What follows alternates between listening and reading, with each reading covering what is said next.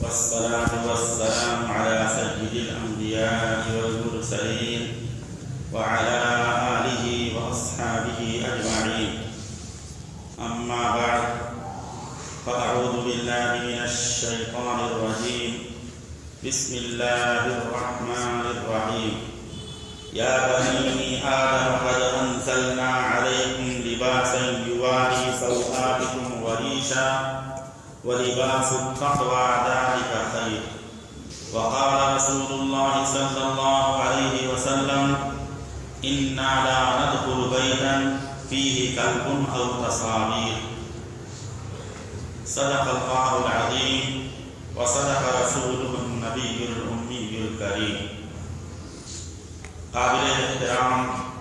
معزز سامعین کرام اور نوجوانان اسلام، اللہ تبارک و تعالی نے ایمان والوں کو اور کلمہ پڑھنے والوں کو اور امام الانبیاء تاجدار مدینہ شفیع المذنبین محبوب رب العالمین جناب محمد الرسول اللہ صلی اللہ علیہ وسلم کی امت کے لوگوں کو کامیابی اور ترقی اور بلندی کے تمام راستے قرآن مجید کے ذریعے سے اور اپنے نبی جناب محمد الرسول اللہ صلی اللہ علیہ وسلم کے پاکیزہ ارشادات اور آپ صلی اللہ علیہ وسلم کی نورانی سنتوں کے ذریعے سے ہمیں اور آپ کو بتا دیا. قرآن اور سنت یہ کامیابی اور ہدایت اور ترقی کی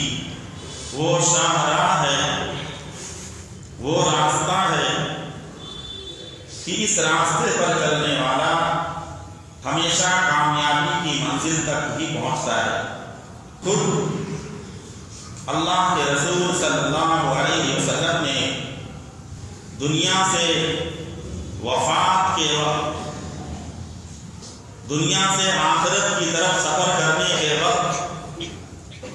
آپ نے قیامت تک آنے والی امت کے نام ایک میسج اور ایک پیغام بھیجا، اور وہ پیغام یہ تھا کہ انی ترکت فیکم امرین، انی ترکت فیکم امرین لن تضلوا ما تمسکتم بہما کتاب اللہ و سنتی. کہ اے میرے امت کے لوگوں، اب تک میں تمہارے درمیان تھا، تمہارے لیے رہبری کے فرائض انجام دیتا تھا، لیکن اب میں اس دنیا سے اپنے خالق اور مالک سے ملاقات کے لیے جا رہا ہوں، لیکن تمہیں بے سہارا اور بے آسرا اور یتیم چھوڑ کر نہیں جا رہا ہوں، بلکہ تمہاری ہدایت اور تمہاری رہبری کے لیے دو چیزیں چھوڑ کے جاتا ہوں. پہلی چیز فرمایا کتاب اللہ، قرآن مجید جیسی روشن اور ہدایت کی کتاب اور ہدایت کا چراغ اور اللہ کا پیغام تمہارے درمیان چھوڑ کر جا رہا ہوں. اور دوسری چیز فرمایا کہ میرا جو سنت طریقہ ہے، میرا جو سنت طریقہ ہے جو پاکیزہ اور نورانی ہے، یہ سنت طریقہ تمہارے لیے چھوڑ کر جا رہا ہوں. لن تضلوا ما تمسکتم بہما، تو قرآن اور سنت رسول کو جب تک تم مضبوطی کے ساتھ اور پوری طاقت کے ساتھ اس کو پکڑے رہو گے، اس پر عمل کرتے رہو گے، اس کو اپنا رہبر اور ہادی مانتے رہو گے،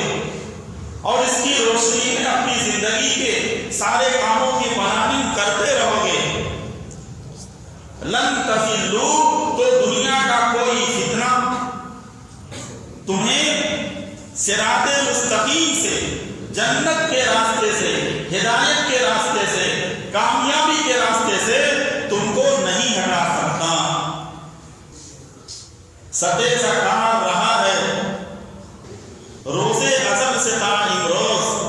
چراغ مصطفی سے شرار ہو رہی۔ جب سے یہ دنیا قائم ہے اس وقت سے لے کر ایک طرف باطل اپنی محنت کر رہا ہے، ایک طرف ابو لہب ہے جو اپنی محنت کر رہا ہے، اور ایک طرف حق کا چراغ ہے، ایک طرف امام الانبیاء محمد رسول اللہ صلی اللہ علیہ وسلم کی سنت ہے۔ یہ دونوں ہمیشہ ایک دوسرے سے ٹکراتے رہیں گے، ایک دوسرے سے ان کا کمپٹیشن ہوتا رہے گا، ایک دوسرے سے آپس کے اندر مقابلہ ہوتا رہے گا، لیکن جس کے دل میں ایمان کا چراغ روشن ہوگا، جس کے دل میں اللہ کا تقویٰ ہوگا، جس کو مرنے کے بعد آنے والی زندگی کی فکر ہوگی، جسے امام الانبیاء صلی اللہ علیہ وسلم کے مبارک ہاتھوں سے جام کوثر کے پینے کا شوق ہوگا، جسے اللہ کے رسول صلی اللہ علیہ وسلم کی سفارش کی امید ہوگی، وہ چاہے کیسی بھی فتنے کی ہوائیں چلیں، چاہے کیسے بھی دجالی فتنے اپنے پر پھیلاتے رہیں، اور چاہے کیسے بھی گمراہی کے سیلاب آتے رہیں، اور چاہے بربادی کی ہوائیں چلتی رہیں، لیکن جو قرآن اور سنت کے دامن کو مضبوطی کے ساتھ پکڑ لے گا، دنیا کا کوئی فتنہ اس کے ایمان کو، اس کے اسلام کو، اس کی توحید کو، اس کے کلمے کو، اس کی نماز کو جو ہے نقصان نہیں پہنچا سکتا۔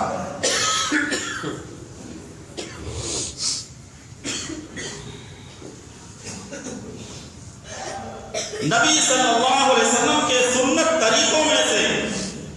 ایک طریقہ ہے لباس، جو ہم لباس پہنتے ہیں، جو ہم کپڑے پہنتے ہیں۔ یہ لباس اور کپڑے چاہے مردوں کے ہوں، چاہے عورتوں کے ہوں، چاہے نوجوانوں کے ہوں، چاہے بچوں کے ہوں، چاہے بچیوں کے ہوں، لباس کے بارے میں، کپڑے کے بارے میں اللہ کے رسول صلی اللہ علیہ وسلم نے اپنی امت کو بہت ساری ہدایات اور بہت ساری جو ہے رہبری عطا فرمائی ہے کہ ایک مسلمان کے کپڑے کیسے ہونے چاہیے، اور کپڑے کا جو ہے اسلام کے اندر کیا مقام اور مرتبہ ہے۔ ہم یہ سمجھتے ہیں کہ ہم کپڑا پہننے میں اپنی مرضی کے مالک ہیں، جیسا چاہے ویسا کپڑا ہم پہن سکتے ہیں۔ نہیں میرے دوستو، ایک ایمان والا جب اس نے پڑھ لیا لا الہ الا اللہ محمد رسول اللہ، تو اب وہ جو ہے اللہ کے رسول صلی اللہ علیہ وسلم کی غلامی کو اس نے قبول کر لیا ہے، اس نے اپنی خواہشات کو قربان کرنے کا عہد کر لیا ہے۔ جو جان مانگو تو جان دیں گے، جو مال مانگو تو مال دیں گے، مگر یہ ہم سے نہ ہو سکے گا کہ نبی کا جاہو جلال دیں گے۔ جو سنت طریقہ ہے لباس کا، لباس جیسے ہر چیز کا ایک اثر ہوتا ہے، اس کی ایک خصوصیت ہوتی ہے، ایسے ہی لباس کی ایک تاثیر ہوتی ہے، ایک خصوصیت ہوتی ہے۔ جیسے اللہ کے رسول صلی اللہ علیہ وسلم نے فرمایا کہ جو اونٹ کے چرانے والے ہیں، اونٹ کے پالنے والے ہیں، ان کے مزاج کے اندر سختی ہوتی ہے، کڑک ہوتے ہیں یہ لوگ، اور جو گھوڑے کی سواری کرنے والے ہوتے ہیں ان کے اندر تکبر ہوتا ہے، جو بکری چلانے والے ہوتے ہیں ان کے اندر عاجزی ہوتی ہے، مسکینی ہوتی ہے۔ کیوں؟ یہ اس جانور کا اثر ہے جو انسان کے آ جاتا ہے۔ ایسے ہی ہم لباس، جیسا لباس پہنیں گے ایسی تاثیر ہمارے اندر آئے گی۔ اگر ہم اللہ والوں کا لباس پہنیں گے، نیک لوگوں کا لباس پہنیں گے،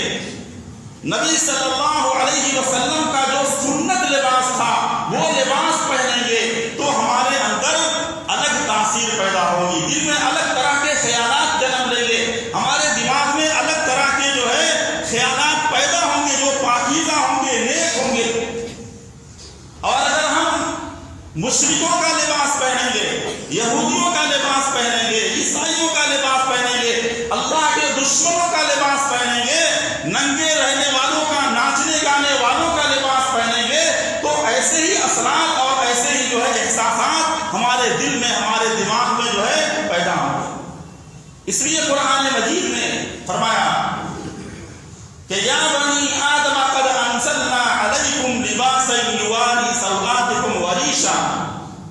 اے آدم کی اولاد، ہم نے تمہارے لیے لباس نازل کیا ہے، اور لباس پہننے کا مقصد یہ ہے کہ اس کے ذریعے سے ہمارا ستر چھپا رہے اور ہمارے بدن کا حسن اور خوبصورتی جو ہے وہ ظاہر ہو۔ اور فرمایا کہ لباس میں سب سے بہتر لباس تقویٰ کا لباس ہے۔ آدم علیہ السلام نے جب اللہ کے ایک حکم کو توڑا اور جنت کے اس پھل کو کھا لیا جس سے اللہ نے منع کیا تھا، تو اللہ نے پہلی سزا کیا دی کہ جو جنت کا لباس تھا وہ لباس اللہ نے اتار دیا، وہ لباس اللہ نے اتار دیا۔ تو یہ جو ہے شیطان، یہ انسان کے ایمان پر اور انسان کے دین پر جو سب سے پہلا حملہ کرتا ہے وہ لباس کے ذریعے سے حملہ کرتا ہے۔ اس کے جو سنت لباس ہے، جو تقویٰ لباس ہے، جو اسلامی لباس ہے، اس لباس کو اس کے اوپر سے اتارتا ہے اور اس کو یہ سمجھاتا ہے لباس کو ہمارا پرائیویٹ مسئلہ ہے، حالانکہ لباس اس کا تعلق بھی اسلام سے ہے، نبی صلی اللہ علیہ وسلم کی سنتوں سے ہے۔ ایسے کپڑے پہننا جو اتنے ٹائٹ ہوں، بدن سے چپکے ہوئے ہوں، جس سے ہمارا سطر وہ جو ہے ظاہر ہوتا ہو، ایسے کپڑے پہننا جائز نہیں ہے، چاہے مرد ہو، چاہے عورت، چاہے بچہ ہو۔ کپڑا ہمارا ڈھیلا ڈھالا ہونا چاہیے۔ ایسے کپڑے پہننا جس میں تصویر ہو یہ جائز نہیں ہے اسلام میں۔ لیکن آج ہمارے کتنے نوجوان ان کے جو ہے کپڑوں پر تصویر ہوتی، ہمارے کتنے معصوم بچے اور بچیاں ان کے کپڑوں پر تصویر ہوتی ہے۔ اللہ کے نبی صلی اللہ علیہ وسلم گھر میں تشریف لائے تو پردے پہ تصویر تھی، آپ نے امی جان عائشہ رضی اللہ تعالیٰ عنہ کو فرمایا کہ اِنَّا لَا نَدْخُلُ بَيْتًا فِيهِ كَلْبٌ أَوْ تَصَاوِيرٌ، جس گھر میں تصویر ہوتی ہے اس گھر میں ہم داخل نہیں ہوتے، اس گھر میں فرشتے داخل نہیں ہوتے رحمت کے۔ تو جو لباس ہمارے بچے بدن پر پہنے ہوئے ہوں گے 24 گھنٹہ، کیا اللہ کی رحمت اس بچے پہ نازل ہوگی؟ جس گھر میں تصویریں ہوں گی کیا رحمت کے فرشتے اس گھر میں آئیں گے؟ تو یہ تصویر کو دوستو ہم نے بہت ہلکے میں سمجھ لیا ہے آج، حالانکہ ہم حدیث پاک کا مطالعہ کریں، صحابہ کی زندگی کا مطالعہ کریں تو معلوم ہوگا کہ وہ تصویر سے کتنی نفرت کرتے تھے۔ اور تصویر دوستو جو ہے شرک اور بت پرستی کا جو پہلا زینہ ہے، پہلی سیڑھی ہے، وہ تصویر ہے۔ بت پرستی جو دنیا میں پہلے بت پرستی نہیں تھی، پوری دنیا میں توحید ہی توحید تھی، تو یہ بت پرستی کہاں سے شروع ہوئی؟ یہ تصویر سے بت پرستی شروع ہوئی۔ دوستو ہم اپنے بچوں کو جو ہے ایسے کپڑے نہ دیں جس میں تصویر ہو، گھروں میں ایسے کھلونے نہ لائیں جس کے اندر تصویر ہو۔ پھر ہمارے بچے بیمار ہوتے ہیں، پریشان ہوتے ہیں، ہم کہتے ہیں کہ پتہ نہیں کیا ہو گیا۔ وہ تصویر جو ہے وہ اس کو جو ہے نقصان پہنچا رہی ہے۔ جمعے کے دن جمعے کی نماز کے لیے اللہ نے فرمایا خذوا زینتکم عند کل مسجد، کہ جب مسجد کے اندر آؤ تو اچھے کپڑے پہن کر آؤ، خوشبو لگا کر آؤ۔ اللہ کے نبی صلی اللہ علیہ وسلم نے جمعے کے دن کا اسپیشل کپڑا ہوتا تھا، اسپیشل، وہ جمعے کے دن آپ اس کو پہن کر آتے تھے۔ ایک لباس ہوتا ہے اسلامی اور ایک ہوتا ہے سنت۔ اسلامی لباس تو آپ پینٹ پہنو، شرٹ پہنو، کوئی بھی لباس پہنو، وہ اگر ڈھیلا ڈھالا ہے، ہمارے پاؤں کے جو ٹخنے ہیں وہ کھلے ہوئے ہیں اور ہمارا جو ہے سطر نہیں دکھتا ہے،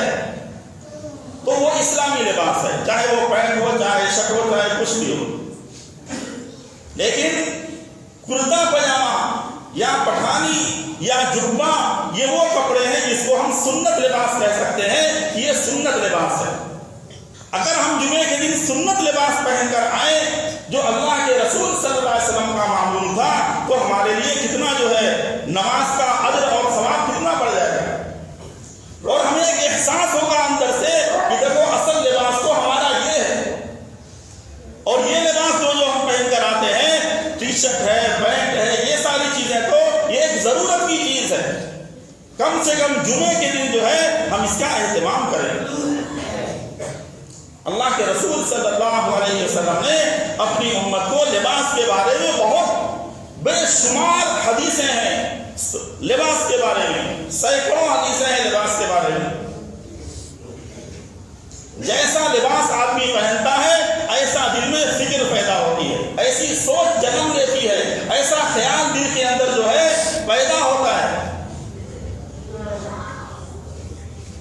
ایک واقعہ سنا کر بات ختم کرتا ہوں۔ موسیٰ علیہ السلام کا قصہ آپ نے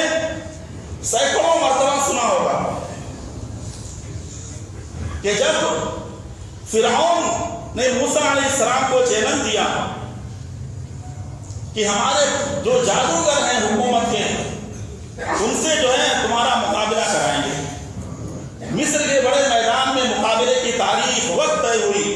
پورے مصر کے عرب کے جادوگر وہاں آئے اور لوگوں نے جو ہے اپنے اپنے جادو کے ہنر دکھانے شروع کیے۔ قرآن مجید کہتا ہے فَأَلْقَوْا حِبَالَهُمْ وَعِصِيَّهُمْ وَقَالُوا بِعِزَّةِ فِرْعَوْنَ إِنَّا لَنَحْنُ غَالِبُونَ۔ فرعون کے جادوگروں نے کہا کہ انہوں نے اپنی رسیوں کو میدان میں ڈالا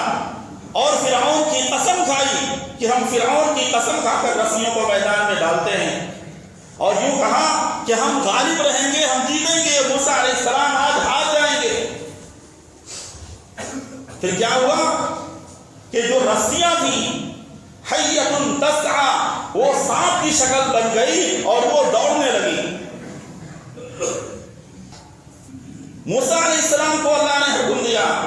اے موسیٰ آپ بھی اپنی لاٹھی کو میدان میں ڈالو۔ موسیٰ علیہ السلام نے اپنی لاٹھی ڈالی، فَإِذَا هِيَ حَيَّةٌ تَسْعَىٰ وہ لاٹھی بھی جو ہے وہ اژدہا اجگر سانپ بن گئی، اور فرعون کے جادوگروں کے جتنے سانپ تھے رسیوں کے وہ سب کو نگلنے لگی، سب کو کھانے لگی۔ وہ یہ منظر دیکھ کر پورا مجمع جو ہے وہ سناٹے میں رہ گیا، اور فرعون پریشان کہ آج تو میری خدائی کا دعویٰ خطرے میں پڑ گیا۔ اب کیا ہوا، جو جادوگر تھے وہ کہنے لگے کہ موسیٰ علیہ السلام جادوگر نہیں ہیں، ہم جادو کو جانتے ہیں، جادوگر کو کیسے ہرایا جاتا ہے، کیسے توڑا جاتا ہے، کیسے مقابلہ ہوتا ہے، ہم اس لائن کے ماہر ہیں، یہ جادوگر نہیں ہے۔ پھر ان کو یقین آ گیا کہ اللہ کے نبی ہیں، اور قالوا آمنا برب ہارون و موسیٰ جادوگروں نے اعلان کر دیا کہ ہم موسیٰ اور ہارون کے رب پر ایمان لاتے ہیں۔ فرعون نے کہا تمہیں معلوم ہے ایمان لانے کی سزا کیا ہے؟ لَأُقَطِّعَنَّ أَيْدِيَكُمْ وَأَرْجُلَكُمْ مِنْ خِلَافٍ ثُمَّ لَأُصَلِّبَنَّكُمْ کہ پہلے تمہارے دائیں ہاتھ کاٹوں گا، بایاں پاؤں کاٹوں گا، پھر تم کو سولی پر چڑھا دوں گا۔ لیکن ایمان صرف تھوڑی دیر میں ایمان اتنا طاقتور دل کے اندر مضبوطی کے ساتھ جم چکا تھا کہ جادوگروں نے فرعون سے کہہ دیا کہ فَقْضِ مَا أَنْتَ قَاضٍ کہ تجھے جو کرنا ہو کر لے، انما تقضی هذه الحیات الدنیا تیرا فیصلہ تو اس زمین کے اوپر آسمان کے نیچے چل سکتا ہے، موت کے بعد جو آنے والی زندگی ہے وہاں تو موسیٰ علیہ السلام کے رب کا فیصلہ چلے گا۔ جب یہ واقعہ ہوا تو موسیٰ علیہ السلام نے اللہ سے پوچھا، کریم اللہ تھے کہ اے اللہ پہلا سوال تو یہ ہے کہ فرعون اگر اس کو تو ایمان دے دیتا فرعون کو تو پورا ملک ایمان میں داخل ہو جاتا، کلمہ پڑھ لیتا، لیکن آپ نے جادوگروں کو جو ایک نبی سے مقابلہ کرنے آئے تھے، ایک نبی سے کمپٹیشن کرنے آئے تھے، ایک نبی کو ہرانے کے لیے آئے تھے،